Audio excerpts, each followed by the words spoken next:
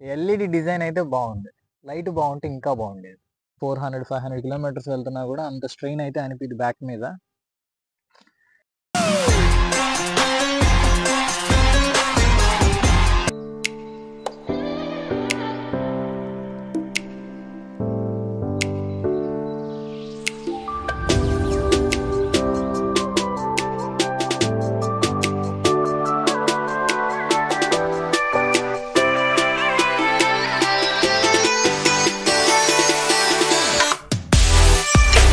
Hello everyone, welcome back to my channel iron and sense.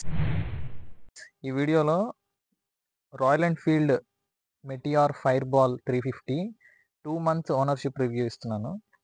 So first ఇది నేను కొని 2 months 4 days అవుతుంది exactly. So ఇప్పుడు మీరు ఓడో చూస్తే 1668 అనమాట. సో ఫస్ట్ అందరికీ నార్మల్గా చిన్నప్పటి నుంచి ఒక డ్రీమ్ ఉంటుంది కదా, రాయల్ ఎన్ఫీల్డ్ బండి కొనాలని. నేను కూడా అదే ఇది తోటి రాయల్ ఎన్ఫీల్డ్లో తీసుకోవాలని చెప్పి ఆ టైంలో కొంచెం బెస్ట్గా అనిపించిన బండి అయితే తీసుకున్నాను. సో అందులో నాకు నచ్చింది అయితే ఈ ఫైర్ బాల్లో మీకు 4 వేరియంట్స్ ఉన్నాయి: stellar, super nova, aurora. So నాకు నచ్చింది అయితే ఇది ఫైర్ బాల్. ఒక్కొక్క పార్ట్ గురించి ఎక్స్ప్లెయిన్ చేస్తాను. అంటే నాకు టెక్నికల్గా అంత తెలీదు, అంటే ఆర్టిస్టిక్గా తిప్పడం రాదు, ఎట్టబడితే తిప్పేస్తాం.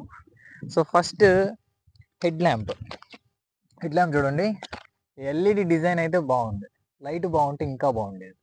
సో ఈ లైట్ ఏమవుతుందంటే డౌన్ సైడ్ అయితే మీకు ఫేసింగ్ చాలా బాగా ఉంటుంది. సో మీరు అప్పర్ లైట్ కానీ వేస్తే అది గాల్లోకి వెళ్ళిపోద్ది అనమాట. సో ఆల్రెడీ ఇక్కడ ఒక బోల్ట్ ఉంటుంది, సెట్ చేయొచ్చు అని చెప్పి ఏదో గెలికాడు సర్వీస్ అతను, అదేం సరిగా అవ్వలేదు. So next telescopic suspension, front suspension అయితే చాలా బాగుంది. డిస్క్ వచ్చేసరికి front disc 300mm disc. Front brake కూడా చాలా బాగుంది.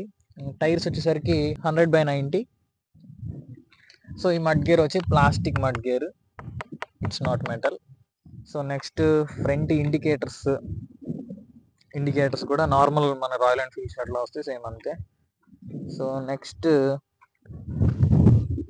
ఇంజన్ వచ్చేసరికి 350cc ఇంజన్, మెటిఆర్ 350 అని. సో నెక్స్ట్ ఈ ట్యాంక్ వచ్చేసరికి 15 లీటర్ ట్యాంక్. ఇది ఆల్మోస్ట్ 38 కిలోమీటర్స్ ఇస్తుంది పర్ లీటర్ ఆన్ హైవేస్. నేను ఇంకా సిటీ రైడ్లో 1 లీటర్కి ఎన్ని కిలోమీటర్స్ ఇస్తుంది అని చెప్పి ఇంకా వీడియో చేయలేదు. ఆ వీడియోని నేను ఇక్కడ ఇన్ఫో కార్డ్స్లో పెడతాను, ఒకసారి మైలేజ్ టెస్ట్ వీడియో అది చూడండి. దానికి కానీ 50 likes వస్తే ఆ వీడియో చేస్తానని చెప్పాను, అది కూడా చూడండి ఒకసారి. సో నెక్స్ట్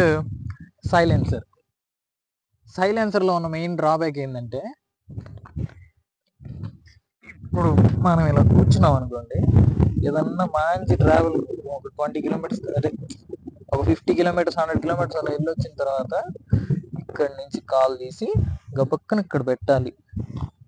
అప్పుడు పెట్టినప్పుడు ఏమైంది, కాలిపోయింది. సో ఇదొక డ్రాబ్యాక్, కొంచెం జాగ్రత్తగా ఉండాలి. అండ్ నెక్స్ట్ వచ్చేసరికి రేర్ సస్పెన్షన్. కామెడీ ఇది, అసలు ఎందుకు ఇచ్చాడు నాకైతే అర్థం కావట్లేదు. అవి పనిచేసి సాఫ్ వాడికి చూపించిన ఫస్ట్ ఒక సర్వీస్ అయింది. సో వాడికి చూపించినా అది సరిగా అవ్వదు. రేర్ సస్పెన్షన్ అయితే అసలు సరిగా లేదు, అసలు చాలా హార్డ్గా ఉంటుంది, గొంతులో పడ్డా కూడా చాలా ఇబ్బందిగా అనిపిస్తుంది అనమాట, సరిగా ఉండదు. సో ఇది కూడా నేను చూపించాను, వాడు అంతే అంటున్నాడు, ఏందో నాకేం అర్థం కాలేదు.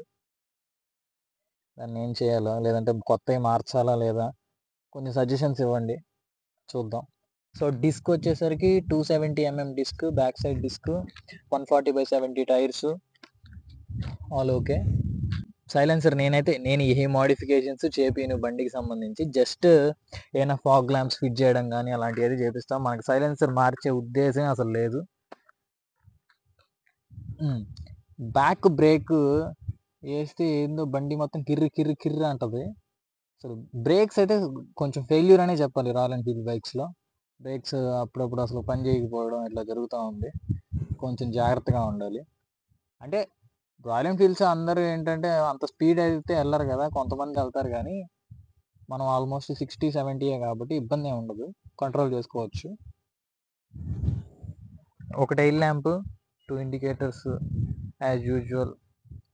ఇది ఎక్స్ట్రాగా నేను ఫిట్ చేయించుకున్నాను. సీట్ అయితే చాలా కంఫర్ట్ ఉంటుంది. లిటరల్గా చెప్పాలంటే సోఫాలో కూర్చున్నట్టే ఉంటుంది. హ్యాండిల్ కూడా పెద్ద హ్యాండిల్ కాబట్టి అది సోఫాలో కూర్చున్నట్టే ఉంటుంది. చాలా బాగుంటుంది, కంఫర్టబుల్గా ఉంటుంది. లాంగ్ రైడ్స్కి 400-500 కిలోమీటర్స్ వెళ్తున్నా కూడా అంత స్ట్రెయిన్ అయితే అనిపిది బ్యాక్ మీద.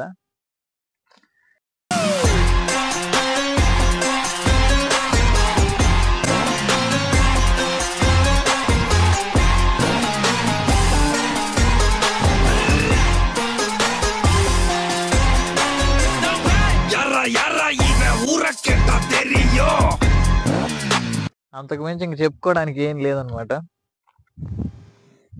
అది విషయం. Tata bye. If you like the video, please like, share, comment and subscribe.